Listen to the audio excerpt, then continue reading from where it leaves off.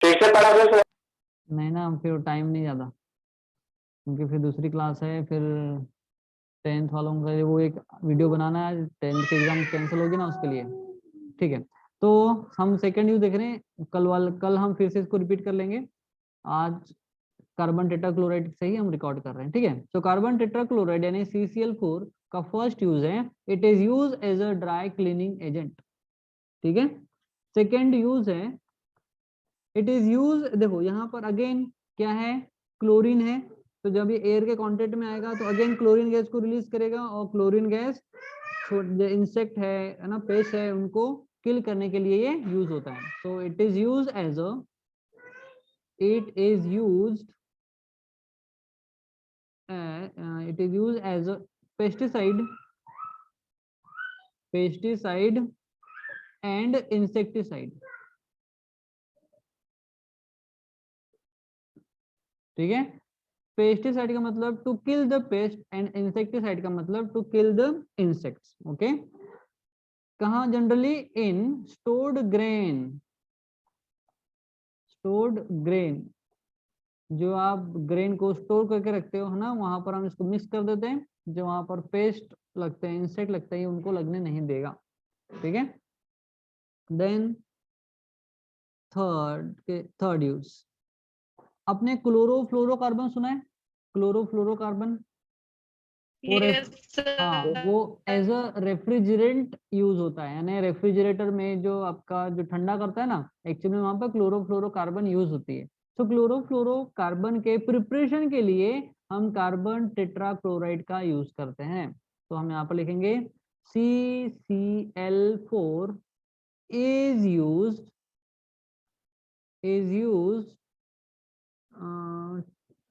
for the production of, for the production of, for the production of refrigerant,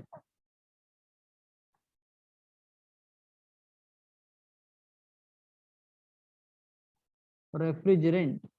ठीक है, so as a refrigerant यानी जैसे chlorofluorocarbon, उसको prepare यानी form करने के लिए हम कार्बन टेट्राक्लोराइड का यूज करते हैं। ठीक है, तो ये उसके दो ही यानी तीन ही इंपॉर्टेंट यूजेस है किसके, कार्बन टेट्राक्लोराइड के।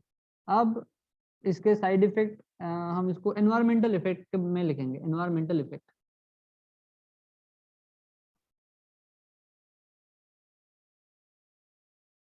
एनवायरमेंटल इफेक्ट यानी हमारे एनवायरमेंट में अगर ये एक्सपोज होता है तो ये क्या क्या इफेक्ट को कॉज कर सकता है।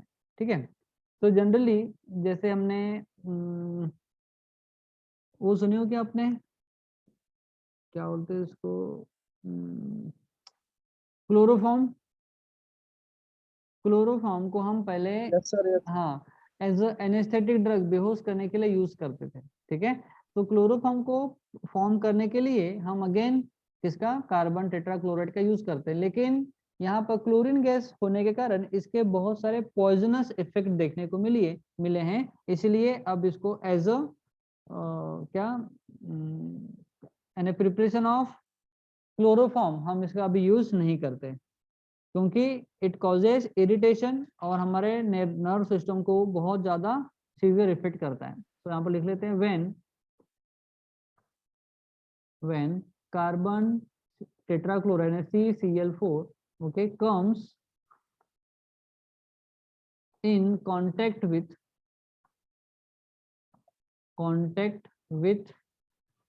हम ह्यूमन बीइंग की बात कर रहे हैं, हम human being, it causes irritation। ठीक है, जैसे अगर आपने इसको ब्रीथ किया तो आपका जो nerve system, sorry respiratory system है, उसमें बहुत ज्यादा जलन होगी। ठीक है, जलन है नहीं, इरिटेशन। ठीक है, फिर अगर ये अब स्मेल लेकर हमारे बॉडी के अंदर में गया तो ये ब्लड में मिक्स होगा, पूरी बॉडी में फ्लो होगा, तो हमारे नर्व सिस्टम को ये क्या करेगा, अटैक करेगा, डैमेज करेगा। तो लिखेंगे it damages nerve system, nerve system, it causes vomiting बहुत ज्यादा होती है,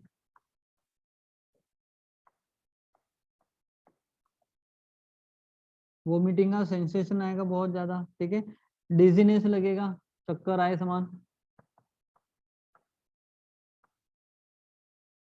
फिर बेहोश हो जाते हैं, बेहोश को हम बोलते हैं लॉस ऑफ सेंस।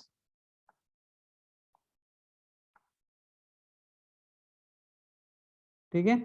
और समटाइम अगर ज्यादा हो गया तो और कॉजेस डेथ, और इससे डेथ भी हो सकती है। अगेन इट देयरफॉर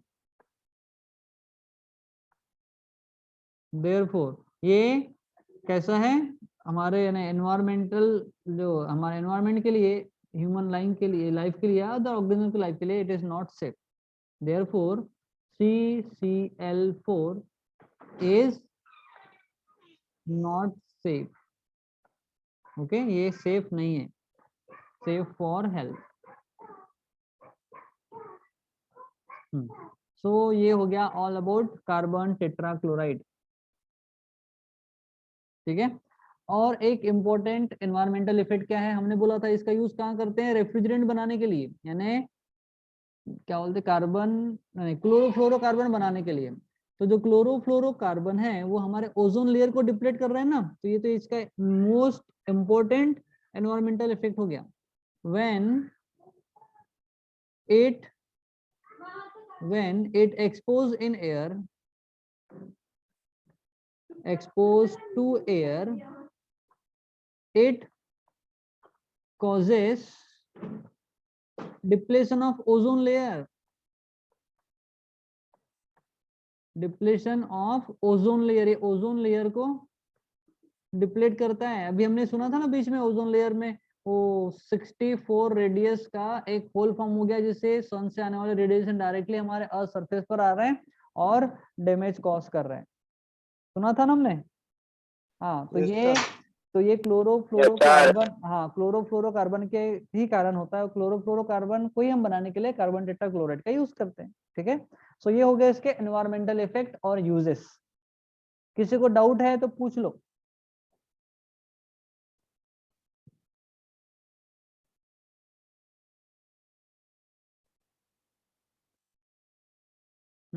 किसी को डाउट? No sir.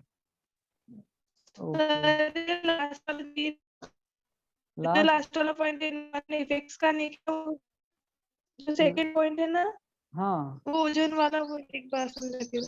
देखो ओजोन लेयर का डिप्लेशन आपने बहुत बार सुना होगा कि ओजोन लेयर में होल हो गया है, होल हो गया है ना। तो ये एक्चुअल में क्या करता है, जो क्लोरोफ्लोरो कार्बन है और कार्बन टेट्राक्लोराइड है, ये क्या करेगा, ये जो हमारे ऑक्सीजन है, ऑक्सीजन को ये आयोनाइज करता है, आयोनाइज।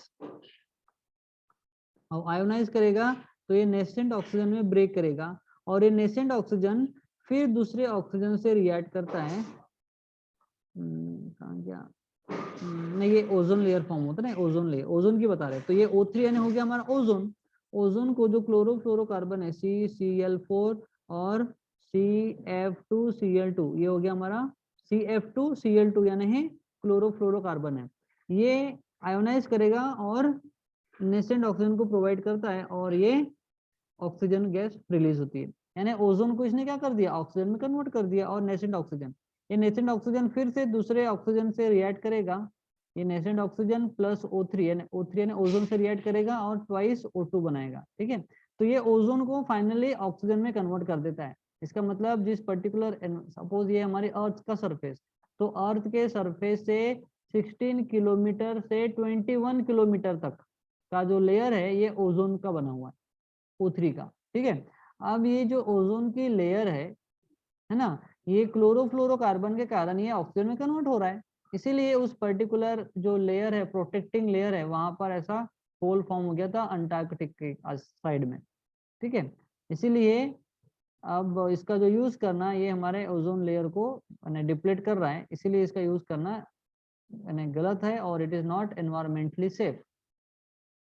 ठीक है। यहाँ पर लिखा है when it expose to air, हवा में जब ओपन हो जाएगा तो यहाँ से क्लोरोफ्लोरोकार्बन रिलीज होगा, और वही क्लोरोफ्लोरोकार्बन हमारे ओजोन लेयर तक जाएगा और उसको डिप्लीट करके ना होल फॉर्म कर देगा, ठीक है। और जब ओजोन लेयर में होल फॉर्म हो जाएगा तो जो हार्मफुल रेडिएशन है जो सन से आ रहे हैं वो अर्थ सरफेस पर आएंगे और बहुत सारे स्किन से रिलेटेड डिसीज को कॉज कर सकते हैं, ठीक है। So this is all about the carbon tetrachloride and it's environmental effect. हो गया क्या बेटा, समझ में आ गया?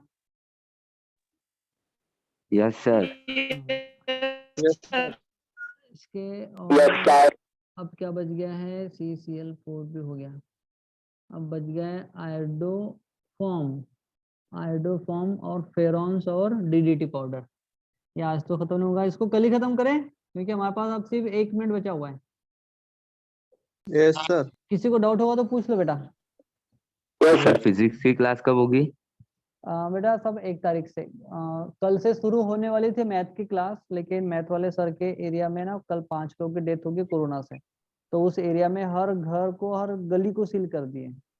अब गली को सील कर दिए तो उनके ना घर पे आज बोर्ड लगाने वाले थे हम, हमारे घर का जो बड़ा वाला बोर्ड है ना इसको लेके जाने वाले थे फिट करने के लिए, लेकिन अब वो पॉसिबल नहीं हो पाएगा। तो अभी 7 दिन का तो